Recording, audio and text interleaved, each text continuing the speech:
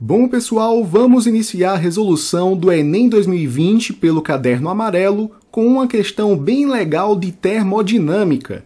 As panelas de pressão reduzem o tempo de cozimento dos alimentos por elevar a temperatura de ebulição da água. Como é que isso acontece? Vamos dar uma revisada aqui. Imagine que a gente tenha aqui uma panela aberta, uma panela tradicional.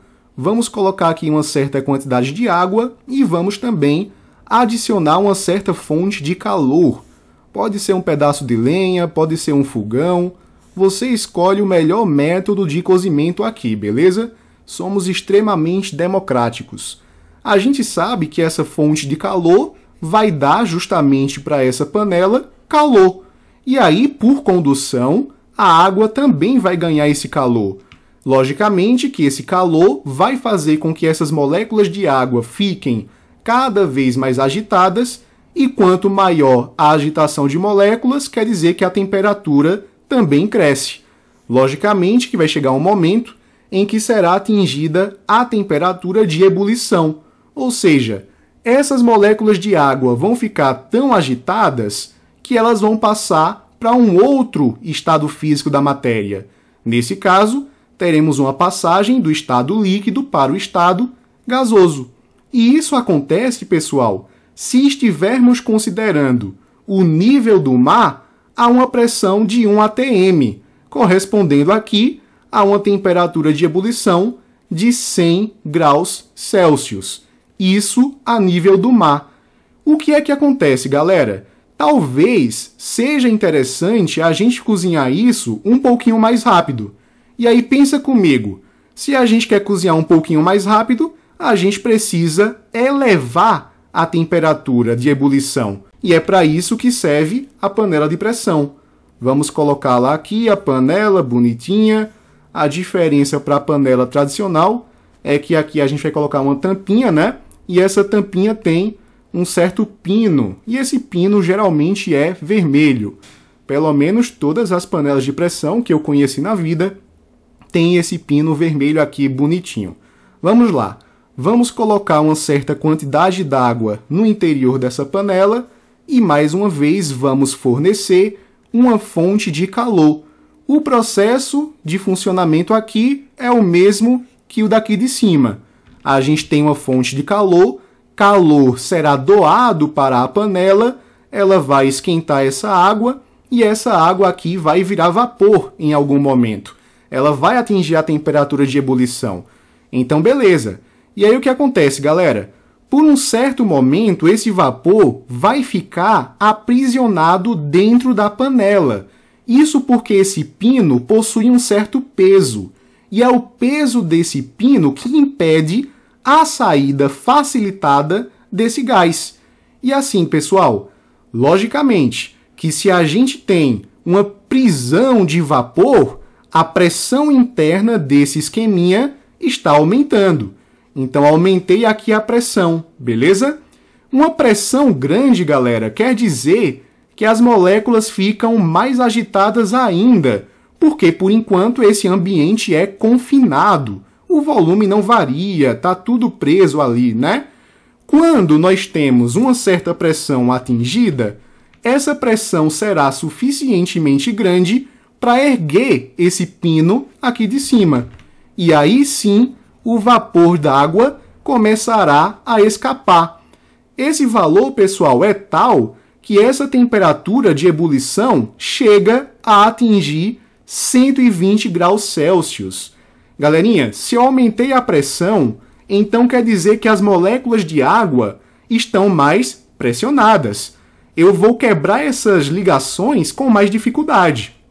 Por isso que a temperatura interna aqui da panela de pressão foi maior que uma panela tradicional, beleza? Vamos prosseguir aqui com o enunciado para discutirmos ainda mais. Os usuários conhecedores do utensílio normalmente abaixam a intensidade do fogo em panelas de pressão após estas iniciarem a saída dos vapores.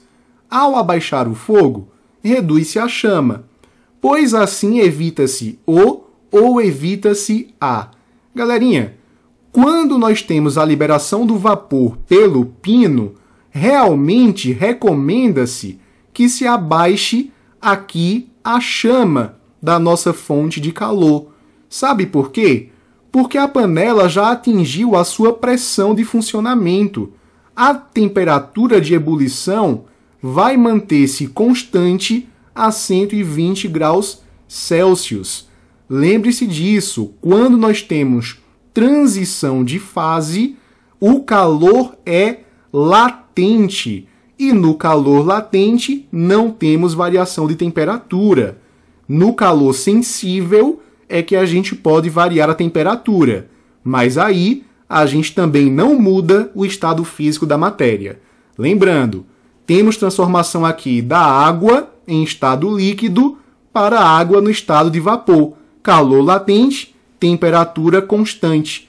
Então não adianta manter o fogo alto. Você não vai provocar aumento de temperatura e então o tempo de cozimento vai permanecer constante, beleza? A letra A diz o seguinte: evita-se o aumento da pressão interna e os riscos de explosão. Galera, se a pressão não tem mais como aumentar, então não tem como ela evitar esse aumento de pressão, porque o gás está escapando. Então a gente vai manter essa pressão bonitinha, beleza?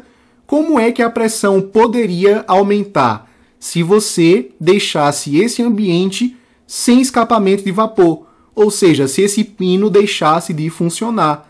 E é justamente essa uma das principais causas de explosão de panelas de pressão, quando esse pino fica entupido e aí ele não consegue liberar o vapor. Se ele não conseguir liberar o vapor, realmente, a pressão interna aqui vai para valores bem altos e isso pode ter realmente riscos de explosão.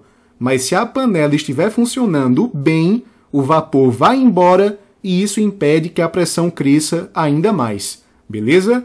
Então a letra A de AIDS está falsa. Letra B, dilatação da panela e a desconexão com sua tampa. Galera, realmente quando nós esquentamos algum material, esse material tende a crescer. É até por isso que a gente tem uma borrachinha de segurança nessa tampa da panela. A borracha é isolante e vai fazer com que essas diferenças de tamanho provocadas pela dilatação térmica sejam desprezadas, beleza? Então a letra B está falsa também.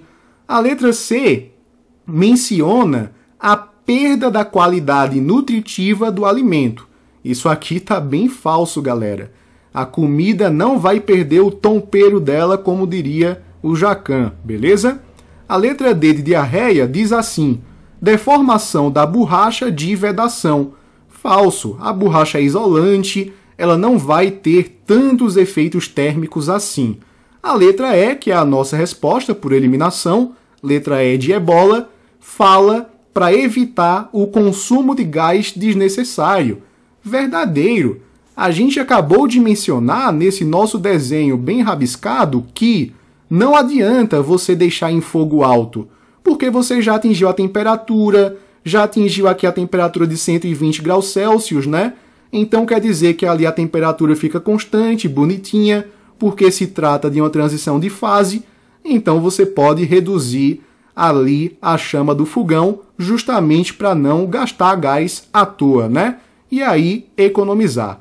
Então é isso, pessoal. Letra E de ebola e até a próxima questão.